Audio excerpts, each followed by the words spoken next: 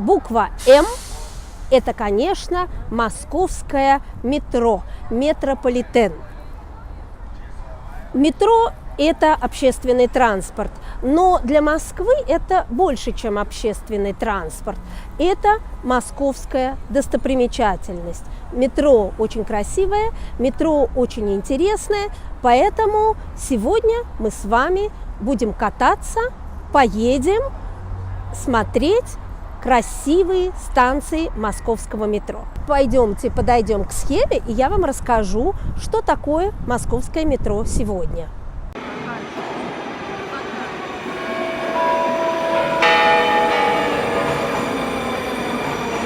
Итак, московское метро открылось в 1935 году. Открылась только одна линия. Вот она, линия от станции Сокольники до станции Парк культуры. Первая линия московского метро. Сейчас вы видите эти станции все разного цвета, и мы говорим, что это красная Сокольническая линия. И станция Кропоткинская, вот она, мы здесь сейчас находимся, находилась на этой линии. Вы видите перед вами схему метро. Здесь есть станции, которые находятся на коричневой линии, которые как кольцо, и мы называем эту линию кольцевая линия. И вы видите линии, которые пересекают, мы называем их радиальные линии.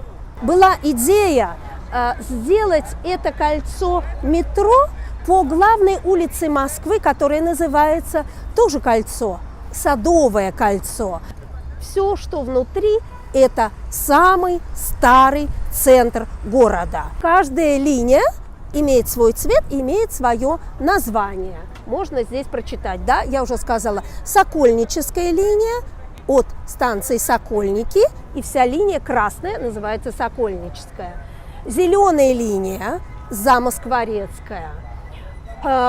Кольцевая линия сказала, оранжевая линия, моя линия, это Калужско-Рижская линия. Отличаются радиальные линии не только своим цветом, но каждая из этих линий имеет свой номер. И номера вы видите здесь. Но москвичи и русские люди номерами очень редко пользуются. Мы предпочитаем цвет. Мы решили начать нашу поездку по московскому метро со станции Кропоткинская. Вы видите эту станцию за мной?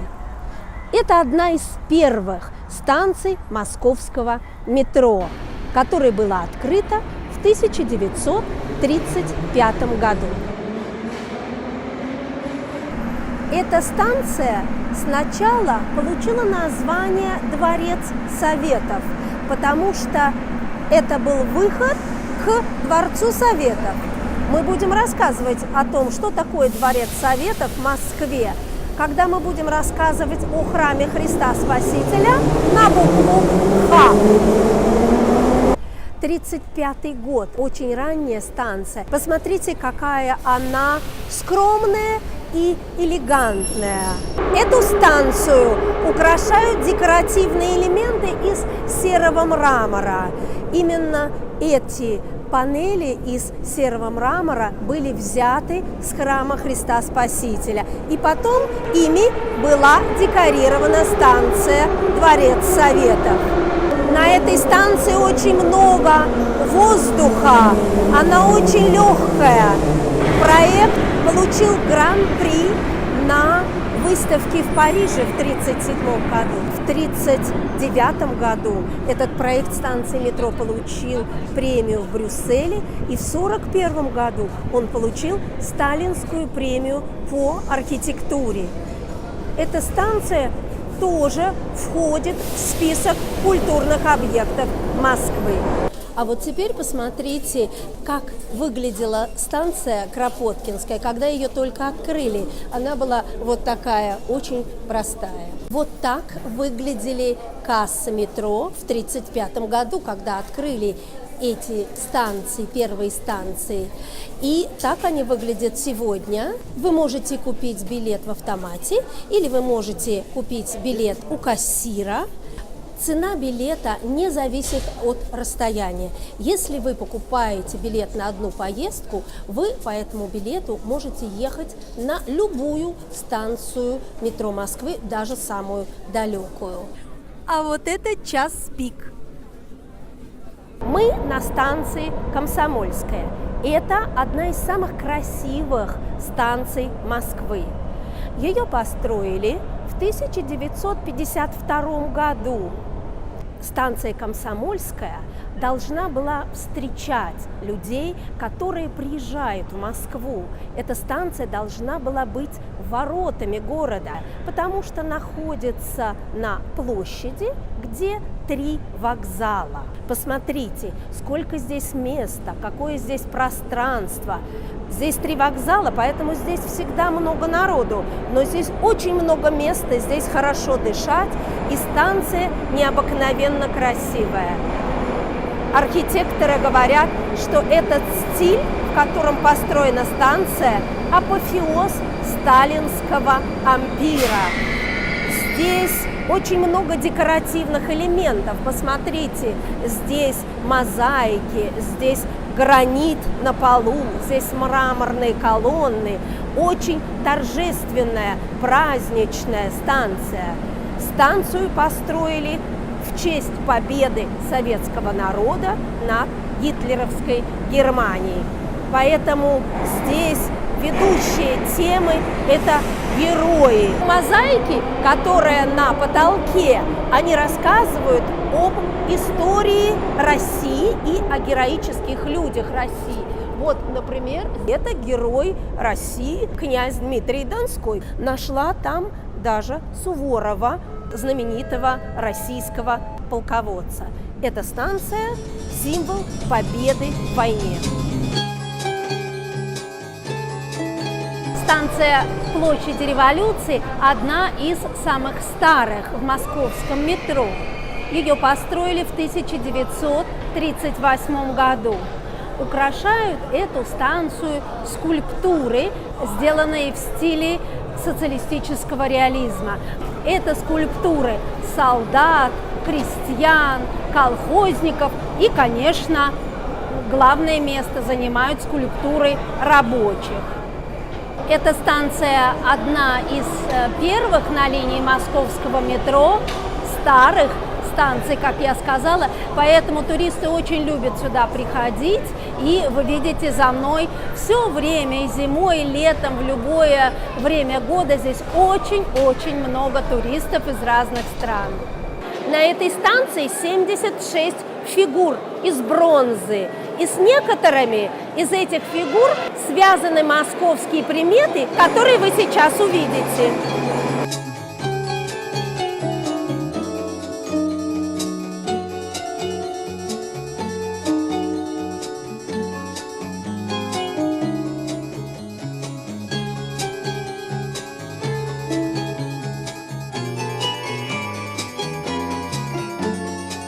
Скажите, пожалуйста, а почему вы трогаете эту собаку? Но есть такая традиция еще со времен студенчества, что эту собаку нужно потрогать или на удачу перед экзаменом, или на удачу перед каким-то важным событием, что традиция не сработает, если не потрогать всех собак, которые есть на этой станции. Кто-то верит в удачу петушка, который стоит чуть дальше по станции.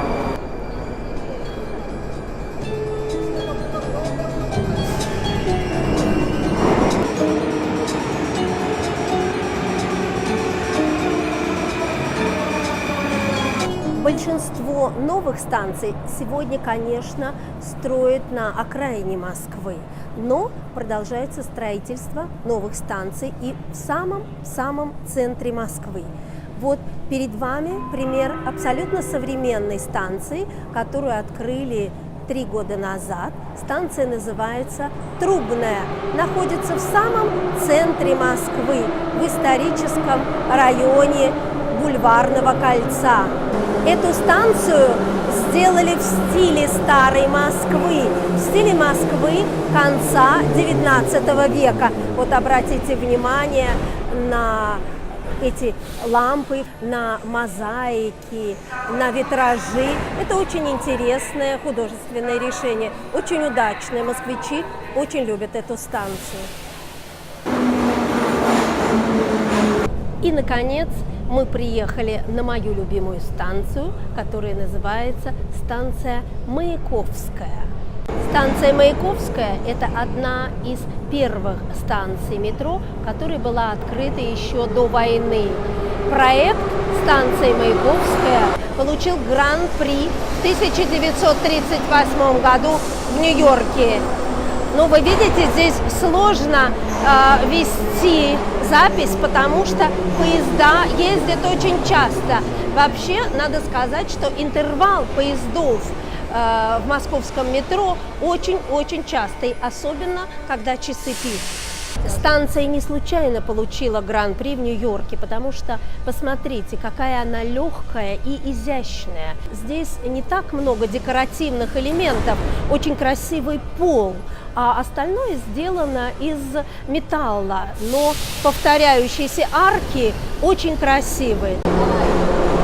Плафоны наверху станции – это мозаика, и она сделана по эскизам очень известного советского художника Дейнеки. Станция Маяковская названа в честь знаменитого советского поэта Владимира Владимировича Маяковского. И вот здесь за мной вы видите его. Маяковский – прекрасный поэт.